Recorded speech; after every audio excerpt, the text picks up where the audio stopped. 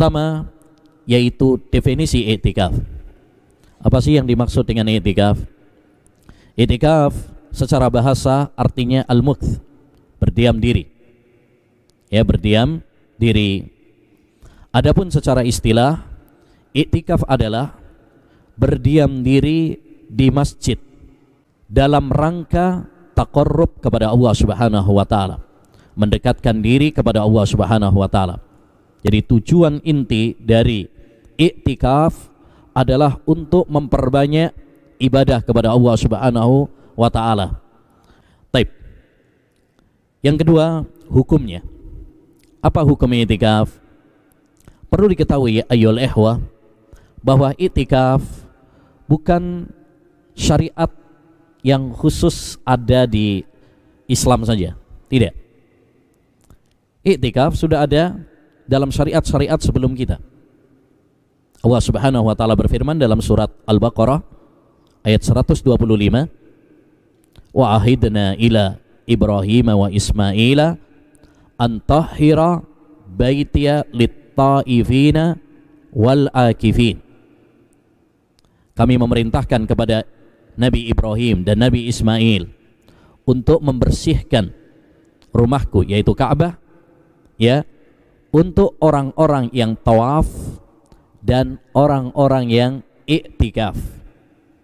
Padahal itu syariat Nabi Ibrahim dan Nabi Ismail. Berarti i'tikaf sudah ada sebelum ya syariat Nabi Muhammad, sebelum datangnya Islam sudah ada i'tikaf ya di syariat Nabi Ibrahim dan Nabi Ismail. Kemudian disetujui, ditetapkan dalam syariat kita. Ya, sebagaimana ditegaskan dalam Al-Quran dan hadis serta ijma para ulama bahwa i'tikaf adalah disyariatkan. Ya, hukumnya adalah sunnah. Hukumnya adalah sunnah dengan kesepakatan para ulama dan bisa menjadi wajib apabila seseorang bernadar. Apabila seorang bernadar. Dalil tentang disyariatkannya i'tikaf banyak, baik dalam Al-Quran maupun hadis. Di antara dalilnya firman Allah dalam surat Al-Baqarah ayat 187. Allah Subhanahu wa taala berfirman, "Wala tubashiruhunna wa antum akifuna fil masajid." Janganlah kalian berhubungan badan dengan istri, ya, ketika kalian sedang melakukan i'tikaf. Ya, ketika kalian sedang i'tikaf. Ini menunjukkan bahwasanya i'tikaf disyariatkan.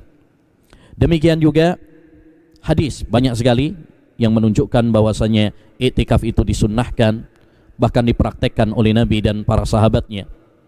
Kata Aisyah radhiyallahu anha, kana Rasulullah sallallahu alaihi wasallam yujawiru fil ashril awakhiri min Ramadan wa qala taharraw lailatal qadri fil ashril awakhiri min Ramadan. Adalah Rasulullah sallallahu alaihi wasallam, beliau ya mujawarah, yakni i'tikaf di 10 akhir bulan Ramadan. Seraya mengatakan, carilah Lailatul Qadar di 10 akhir bulan Ramadan.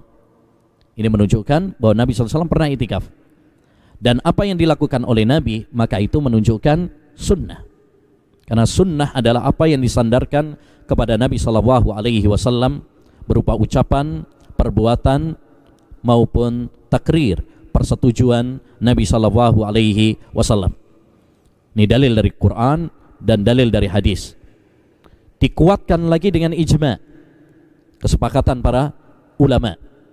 Dan para ulama apabila telah ijma bersepakat, maka pasti benar. Nabi bersabda, la tajtami'u ummati ala dhalalah. Umatku tidak akan bersepakat di atas kesesatan. Para ulama sepakat, seperti dinukil oleh Imam Ibnul Mundir dalam kitabnya Al-Ijma', Imam Ibnu Qudamah dalam Al-Mughni, An-Nawawi dalam Majmu', ya, Ibnu Rushd dalam Bidayatul Mujtahid, dan ulama-ulama yang lainnya menukil bahwasanya i'tikaf hukumnya adalah sunnah, disyariatkan, dan bisa menjadi wajib dengan nadar. Apabila seorang bernadar, tahun ini saya bernadar akan iktikaf misalkan, atau tahun depan, berarti ya iktikaf menjadi wajib bagi dia. Karena nadar itu adalah mewajibkan sesuatu yang pada dasarnya tidak wajib. Ketika seorang bernadar menjadi wajib. Ya, walaupun amalan yang dia nadari tersebut pada dasarnya tidak wajib. Iktikaf pada dasarnya tidak wajib. Tapi kalau seorang bernadar berarti menjadi wajib.